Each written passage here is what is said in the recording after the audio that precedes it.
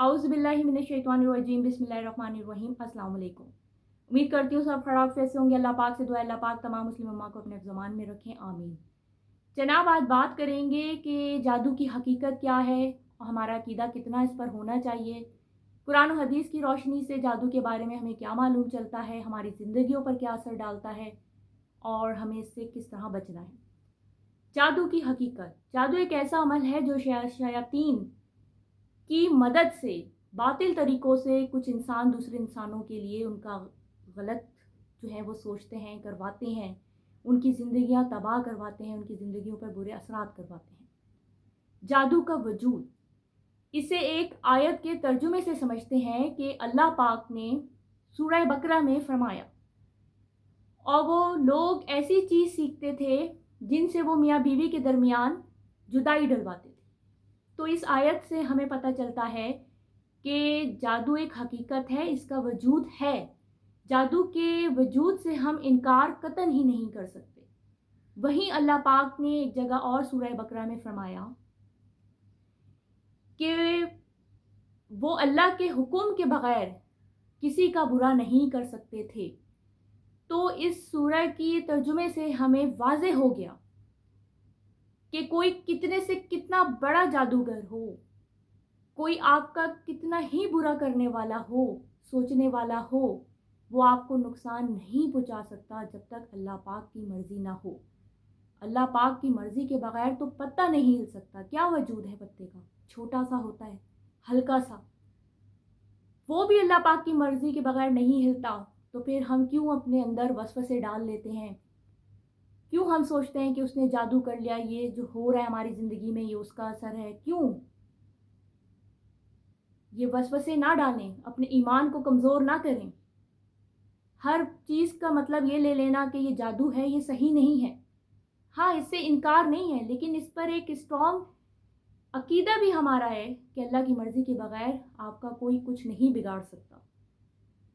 आजकल शादियां टूट रही हैं, तलाक़ों का रेशो बढ़ गया है, घर के मामलात अच्छे नहीं हैं, हमेशा एनी टाइम लड़ाई झगड़े रहते हैं, लोग बीमार हो रहे हैं। इसकी वजूहात दूसरी भी हो सकती हैं। तलाक़ें तो आजकल इस वजह से ज़्यादा हो रही हैं कि हम में सब्र नहीं है। ज़री सी परेशानियां आती हैं, हम उन परेशानियों को बर्दाश्त नहीं करते और उसका हल निकालते हैं, तलाक़ ले लो। हालात इतने टफ़ हैं, लोगों के रोज़गार नहीं है, आमदनी नहीं है, जायज़ ख्वाहिशातें पूरी नहीं हो रही। उनसे भी तंग आकर हम सोचते हैं शायद हम तलाक़ ले लेंगे, हमारे लिए कुछ नेक्स्ट बेहतर हो जाएगा। हम में सब्र नहीं है, हमने सब्र नहीं किया, अल्लाह पर यकीन नहीं किया, भरोसा नहीं किया, बस तलाक़ को बेहतर समझा। बीमारियां हैं तो बीमारियां भाई इसलिए भी हो सकती हैं कि हो सकता है आपके अंदर कोई बीमारी पल रही हो। आपको मालूम है, किसी इंसान के लिए हसद जलन भी अपने अंदर रखना, कि आप किसी से हसद कर रहे हैं, जलन कर रहे हैं, कुढ़ रहे हैं, ये भी आपके लिए बीमारी का सबब है। आप खुद अपनी बीमारी पैदा कर रहे हैं। ज़रूरी नहीं है कि कोई आप पे जादू कर रहा है, आप पर हसद कर रहा है। आप खुद की जो हसद है, जलन है, ये भी आपको बीमार कर सकती है।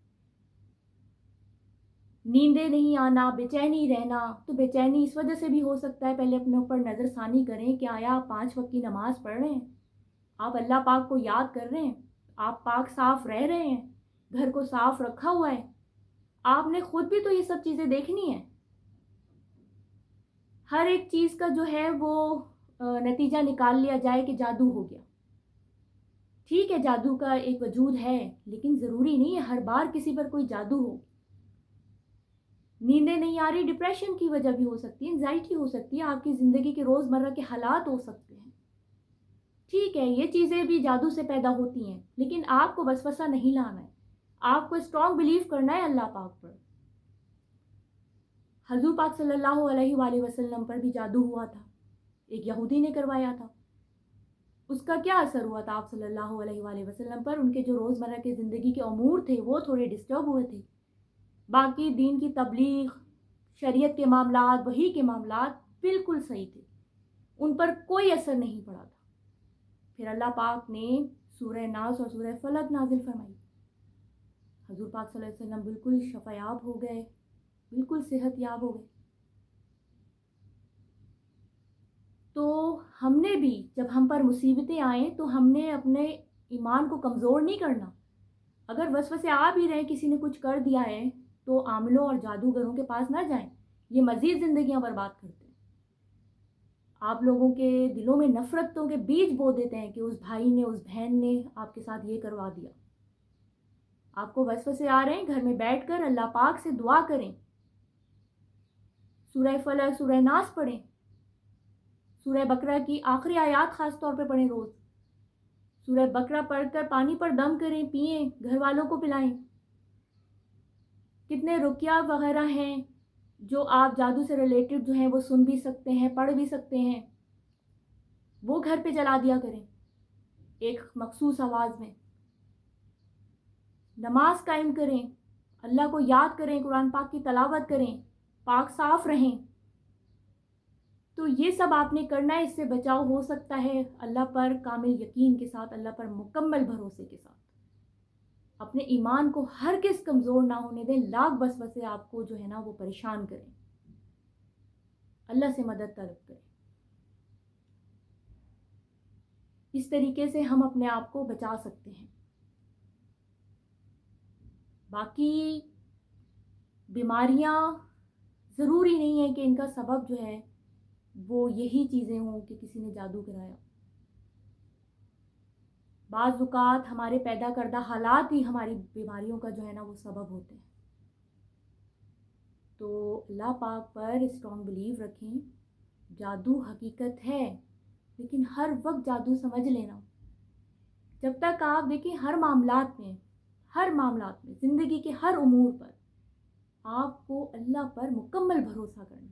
ہماری جو ناکامی کہہ لوں یا ہمارا مسئلہ پتہ ہے آپ کو کیا ہوتا ہے، ہم کہہ تو دیتے ہیں کہ اللہ ہے نا، اللہ پر بھروسہ ہے نا، بس یہ ہے نا اور یہ باتوں تک ہے، لیکن ہم کر نہیں رہے ہوتے۔